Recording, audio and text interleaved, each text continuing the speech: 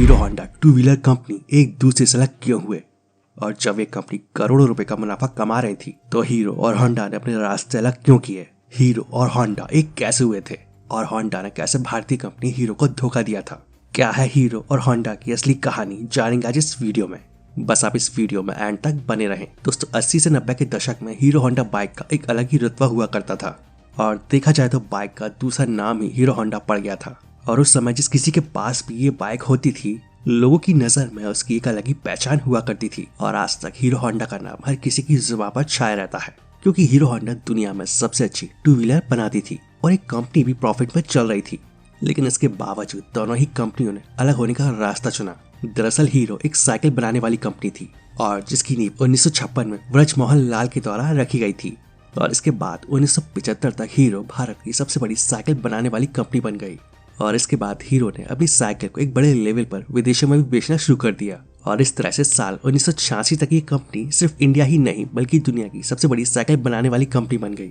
लेकिन फिर इसी दौरान विदेशी मार्केट में मोटरसाइकिल का बिजनेस काफी तेजी से ग्रो कर रहा था, लेकिन भारत में तो लोगों के पास सिर्फ स्कूटर का ही ऑप्शन था। और फिर इसी चीज को देखते हुए हीरो इंडियन मार्केट में मोटरसाइकिल उतारना चाहते थे। लेकिन एक बड़ी दिक्कत यहाँ ये थी कि हीरो के पास इंजन बनाने वाली टेक्नोलॉजी नहीं थी, और इस वजह से हीरो के लिए मोटरसाइकिल बना पाना पॉसिबल नहीं था। इसके बाद हीरो ने अपने सपने को सच में बदलने के लिए किसी विदेशी कंपनी के साथ हाथ मिलाने का फैसला किया। अब उस समय भारत में भले ही लिबरलाइजेशन नहीं था, लेकिन सरकार इंडियन कंपनीज को ये मौका देती थी कि अगर वो चाहे तो किसी विदेशी कंपनी के साथ टाई अप करके इंडिया में अपना बिजनेस एक्सपेंड कर सकते हैं। तो इसके लिए ब्रजमोहन लाल ने हीरो के द्वारा दुनिया की सबसे पहली बड़ी मोटरसाइकिल बनाने वाली जापानी कंपनी होंडा के सामने अपना प्रपोजल रखा। अब क्योंकि उस समय कोई भी विदेशी कंपनी भारत में डायरेक्ट अपना बिजनेस स्टार्ट नहीं कर सकती थी, तो ऐसे में इस प्रपोजल के जरिए होंडा को इंडियन मार्केट में एंटर करने का अच्छा मौका मिल रहा था, और होंडा कंपनी भी इस मौके को गंवाना नहीं चाहती थी। और फिर इन दोनों ही कंपनी ने 1984 में एक दूसरे के साथ हाथ मिला लिया, और फिर हीरो और होंडा के बीच एक एग्रीमेंट भी हुआ, और जिसके मुताबिक हीरो बाइक के लिए बॉडी बनाएगा और होंडा कंपनी इंजन सप्लाई करेगी। और साथ ही उन्होंने एक एनओसी भी साइन की थी, जिसके अनुसार ये दोनों ही कंपनीज फ्यूचर में कभी भी एक दूसरे के सामने अपना प्रोडक्ट लॉन्च नहीं करेंगी। और ये दोनों ही कंपनी इस कंडीशन से सहमत थी, और फिर ये डील फाइनल हो गई। और फिर शुरुआत हुई हीरो होंडा की। और फिर सारा पेपर वर्क करने के बाद पहला प्लांट हरियाणा में लगाया गया, और जहां हीरो होंडा ने मिलकर अपनी पहली बाइक की मैन्युफैक्चरिंग करना स्टार्ट कर दी। और फिर 1985 में हीरो होंडा ने अपनी पहली बाइक CD100 लॉन्च की। अब क्योंकि इंडियन मार्केट में ये बाइक एक नई चीज थी, तो इसे लोगों के द्वारा काफी ज्यादा पसंद किया जाने लगा। और एक दूसरी अच्छी चीज ये थी कि इस बाइक का माइलेज काफी शानदार था। और इसके अलावा उन्होंने इस बाइक को उस प्राइस सेगमेंट में लॉन्च किया था जो हर मिडिल क्लास के लोगों के लिए अफोर्डेबल था। और इसके साथ ही उन्होंने अपना मार्केट कैंपेन भी एक अलग ही तरीके से तैयार किया था, और इनकी टैगलाइन थी feel it, shut it and forget it, यानी पेट्रोल भरो और भूल जाओ। और इस टैग लाइन का भी आम लोगों पर काफी असर हुआ, और लोग इस बाइक के लिए पागल से हो गए, क्योंकि उन्हें स्कूटर वाला माइलेज भी इस बाइक में मिल रहा था।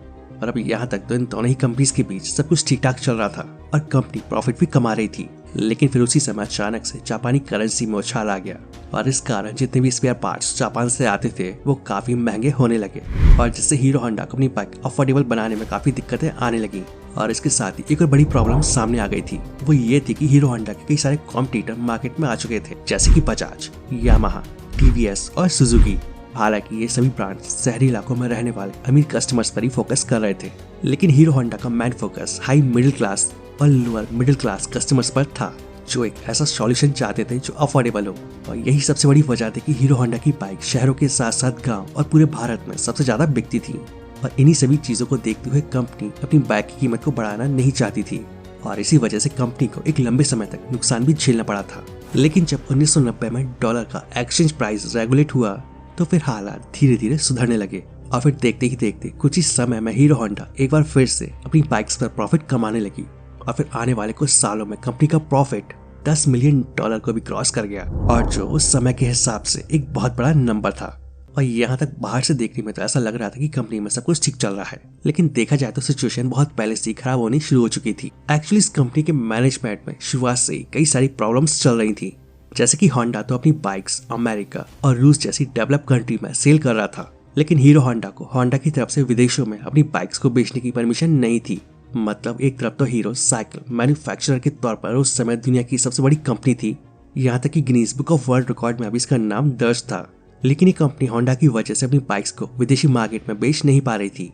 हीरो होंडा को इंडिया के बाहर सिर्फ नेपाल, भूटान और बांग्लादेश जैसे आसपास की कंट्रीज तक ही अपनी बाइक्स को एक्सपोर्ट करने की परमिशन थी, जिसकी वजह से हीरो कंपनी इंटरनेशनल मार्केट में जो पोजीशन चाहती थी वो उसे चाहते हुए भी नहीं मिल पा रही थी। और जबकि होंडा कंपनी काफी तेजी से आगे बढ़ रही थी और जबकि हीरो सिर्फ एक लिमिटेड स्पेस तक ही सीमित होकर रह गई थी, और इस कारण इन दोनों कंपनीज के आपसी रिश्ते भी खराब होने लगे। और इनके बीच जो कॉन्ट्रैक्ट हुआ था उसके अनुसार हीरो बाइक की बॉडी बनाती थी तो होंडा कंपनी उसका इंजन। तो ऐसे में अगर हीरो को अपना बिजनेस एक्सपेंड करने के लिए अलग भी होना पड़ता तो वो ऐसा नहीं करते, क्योंकि वो इंजन के लिए अब भी पूरी तरह से होंडा पर ही डिपेंड थे। लेकिन अब हीरो को ये अच्छी तरह से समझ आ चुका था कि अगर उसे होंडा से अलग होना है तो फिर उसे किसी भी हाल में इंजन मैन्युफैक्चरिंग करना ही होगा। हीरो को हीरो होंडा के हिस्से का जितना भी प्रॉफिट मिलता था वो उसके एक बड़े हिस्से को इंजन बनाने में खर्च करने लग गए, और इस वजह से इन दोनों ही कंपनी के बीच कंडीशंस और भी ज्यादा खराब होने लगी। टाइप के समय इन दोनों ही कंपनी ने एक एनओसी साइन किया था और जिसके अनुसार ये एक दूसरे के मुकाबले किसी भी बाइक को लॉन्च नहीं करेंगी। लेकिन होंडा ने इसके खिलाफ जाकर साल 1999 में एक सेपरेट कंपनी बना डाली, Honda motorcycle and scooter India private limited. और फिर जिस प्राइस सेगमेंट में हीरो होंडा की बाइक्स मौजूद थी उसी प्राइस सेगमेंट में बाइक्स को लॉन्च करना शुरू कर दिया। और कुछ इस तरह से इंडियन मार्केट के अंदर होंडा ने अपनी बाइक्स को हीरो होंडा के सामने लाकर खड़ा कर दिया, और जिस कारण हीरो होंडा के कस्टमर्स बढ़ गए। और फिर इसके कुछ सालों के बाद होंडा ने एक्टिवा को लॉन्च करके स्कूटर की मार्केट में भी एंटर कर लिया।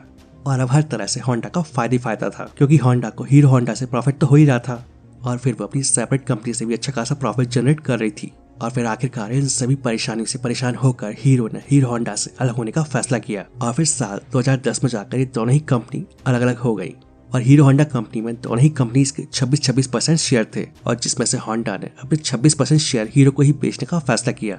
और हीरो कंपनी के प्रमोटर व्रजमोहन लाल ने 1.2 अरब डॉलर में ये शेयर खरीद कर अपनी नई कंपनी हीरो मोटोकॉर्प के नाम से शुरू कर दी। और इसके बाद जब हीरो ने अपनी नई कंपनी शुरू की तो कुछ लोगों को लगा कि हीरो होंडा के बिना सरवाइव नहीं कर पाएगी, लेकिन आज आप खुद ही देख सकते हैं कि आज हीरो का नाम दुनिया की सबसे बड़ी मोटरसाइकिल बनाने वाली कंपनियों में गिना जाता है। तो दोस्तों ये थी कहानी हीरो और होंडा के एक दूसरे से अलग होने की। आशा करता हूँ आप सभी को ये वीडियो पसंद आया होगा। वीडियो अच्छा लगे तो वीडियो को लाइक और शेयर जरूर कर दे यार, और ऐसे इन्फॉर्मेटिव वीडियो देखने के लिए इस चैनल को सब्सक्राइब कर ले। तो आज के लिए बस इतना ही, मिलते हैं नेक्स्ट वीडियो में। जय हिंद, जय भारत, वंदे मातरम।